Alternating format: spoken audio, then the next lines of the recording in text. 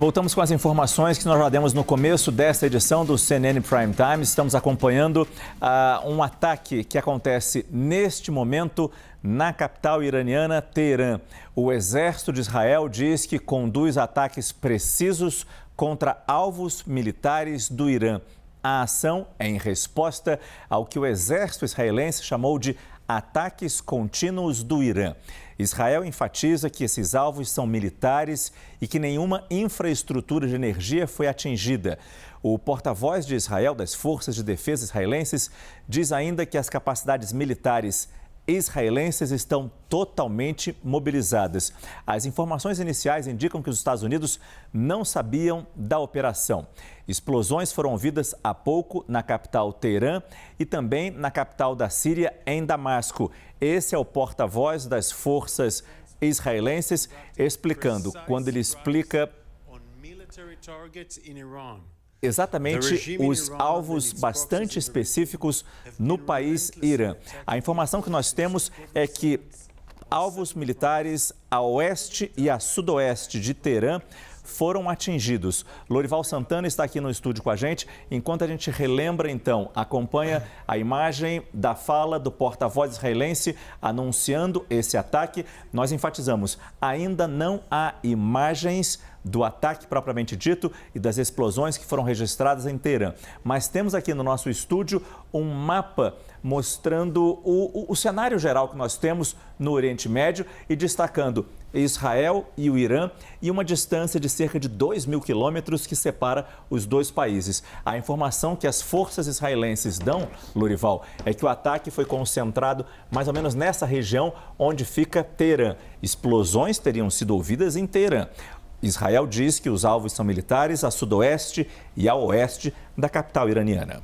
Exato, e eu estava acompanhando agora a imprensa iraniana, que informa que além dos alvos no Irã e na Síria, também foram atingidos alvos no Iraque. O que explica essa abertura, essa diversidade de alvos, abrangência de alvos? Isso? Bem, é que é um recado de Israel no sentido de mudar a ordem internacional, a ordem do Oriente Médio, porque aqui se forma um arco chamado Arco da Resistência, né, que vai do Irã, passa pelo Iraque, pela Síria e chega até o Líbano por causa das forças do Hezbollah, né? Quando os Estados Unidos invadiram o Iraque em 2003, o Iraque era dominado pelos sunitas e era um inimigo do Irã.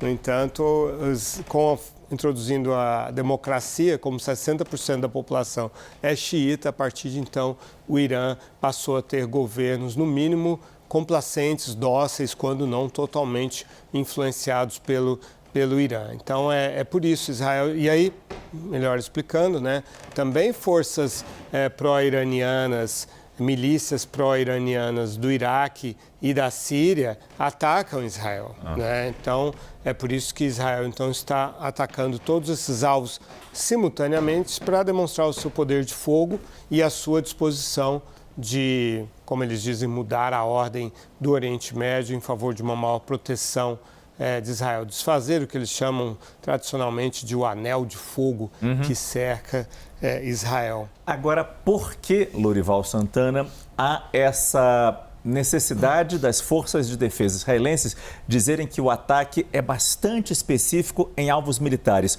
quando há alguns dias nós mostramos aqui no Prime Time uma fala de algum representante, que eu não vou lembrar quem foi, de Israel dizendo: não vamos perder nenhuma oportunidade. Quando perguntado se alvos nucleares, de energia nuclear iraniano, poderia ser alvo dos ataques israelenses. Neste momento, não é isso que acontece. Essa tem sido uma posição dos ministros mais radicais do gabinete de Netanyahu, como Bezalel Smotrich, que é o ministro das Finanças, e Itamar Ben-Gvir, que é o ministro da Segurança Nacional, que são representantes dos colonos da Cisjordânia e desejam expulsar os palestinos de toda a Palestina. Mas, em geral, o Netanyahu não tem feito afirmações importantes sobre isso. A reação dele em relação aos pedidos dos Estados Unidos nesse sentido de poupar as instalações nucleares e petrolíferas, a gente não teve uma posição oficial. O Yoav Gallant, que é o ministro da Defesa, é bastante mais cauteloso, né? Embora haja um ambiente em Israel favorável a uma resposta ao Irã, mas não algo que possa desencadear uma guerra em grande escala entre os dois países. Aparentemente, e aí respondendo a sua pergunta, o governo israelense também tomou essa decisão de não fazer uma retaliação que pudesse justificar ou obrigar até mesmo politicamente o Irã a entrar numa guerra em escala total contra Israel. Então, os sinais são de que esse também não é o desejo de Israel. Então, ataques precisos, né, localizados para evitar uma reação maior do Irã. A gente discutia o Hezbollah no segmento anterior, eu fui levantar as informações. O Hezbollah disparou 65 foguetes nas últimas 24 horas contra o norte de Israel e a ironia do destino, matou um casal árabe. Né? O Hezbollah é uma milícia árabe e tentava atingir, segundo o próprio Hezbollah, assumiu uma vila ao lado, que é uma vila judaica, mas acabou atingindo uma vila, um bairro, uma pequena cidade árabe e um jovem... Em território israelense. Em território israelense. Um jovem de 21 anos e uma jovem de 19 morreram. E também 7 pessoas ficaram feridas, incluindo um outro jovem de 21 anos, um homem de 80 anos, ficaram gravemente feridos, todos árabes, né? Além disso, num ataque mais cedo, do Hezbollah também, 6 soldados israelenses foram feridos. Então, embora tenha sido um número quase a metade, né, dos 115 foguetes disparados nas 24 horas anteriores, agora foram 65, mas teve muito mais impacto, né, com mortes e feridos, quando nas 24 horas anteriores tinha havido apenas uma pessoa levemente ferida por estilhaço, provavelmente da resposta israelense, né, dos antimísseis israelenses. Dessa vez não, os foguetes realmente cruzaram a defesa antiaérea e atingiram pessoas no solo. Agora, com a sua experiência, que acompanha já esse tipo de ataque de retaliação e não de criação de um conflito, não de uma batalha, não de uma guerra, mas ataques de retaliação que foram anunciados pelo porta-voz das Forças de Defesa de Israel, você imagina que isso possa continuar no fim de semana?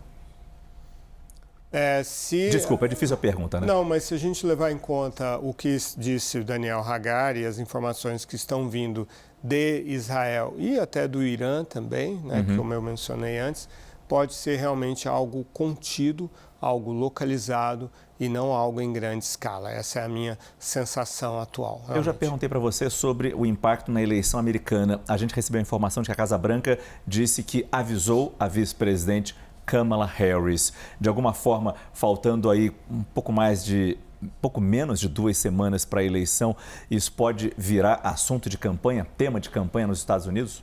Certamente o Trump trará o assunto, né? É muito provável que ele traga, porque é um assunto que o favorece, na medida em que nesse momento é Israel que está, digamos, se defendendo, né, de um ataque anterior iraniano, e essa situação, não há a menor possibilidade de americanos simpatizarem com o Irã, apesar de ser o Irã que está sendo atacado nesse momento. O que há entre os americanos é uma oscilação entre maior ou menor apoio a Israel, quando Israel exagera, como aconteceu na faixa de Gaza, por exemplo. Ali foi que as opiniões se dividiram um pouco, né? Mas agora, nesse momento, é uma situação favorável para o Donald Trump, que pode tentar colocar a Kamala Harris contra a parede. A posição dela é clara, de defesa a Israel, porém, sem aceitar que Israel cometa excessos como aconteceu na faixa de Gaza. O Trump não apoia de forma total, incondicional Israel. Desculpa, quase que te cortei, Lorival Santana.